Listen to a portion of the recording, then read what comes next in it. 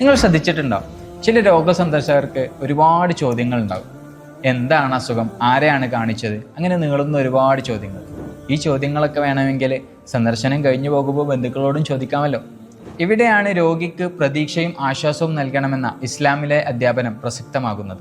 ഒരിക്കൽ അള്ളാഹുവിന്റെ റസൂൽ സല്ലല്ലാഹു അലൈഹി വസല്ലമ തങ്ങൾ ഒരു രോഗിയെ സന്ദർശിക്കുകയും നീ എന്തെങ്കിലും ആഗ്രഹിക്കുന്നുണ്ടോ എന്ന് ചോദിക്കുകയും മറുപടിയായി താൻ ആഗ്രഹിക്കുന്നത് കൊണ്ടുവരാൻ കൽപ്പിക്കുകയും ചെയ്യുന്നത് എത്ര മനോഹരമാണ്.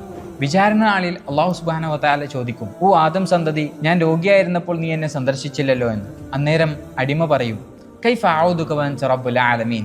ആ സമയത്ത് അള്ളാഹു സുബ്ഹാനഹു വ തആല മറുപടിയായി പറയുന്നത്, എൻ്റെ ഇന്നാലിന്ന അടിമ രോഗിയായിരുന്നത് നീ അറിഞ്ഞിരുന്നില്ലേ?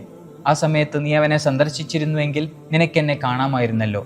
തൻ്റെ രോഗിയായ സഹോദരനെ സന്ദർശിക്കുന്നത് അള്ളാഹുവിനെ കാണുന്നത് പോലെയാണെങ്കിൽ എത്ര കരുണവും പ്രതിഫലം നിറഞ്ഞതുമാണ് ആ പുണ്യകർമ്മമെന്ന് നമുക്ക് ചിന്തിക്കാവുന്നതേ ഉള്ളൂ.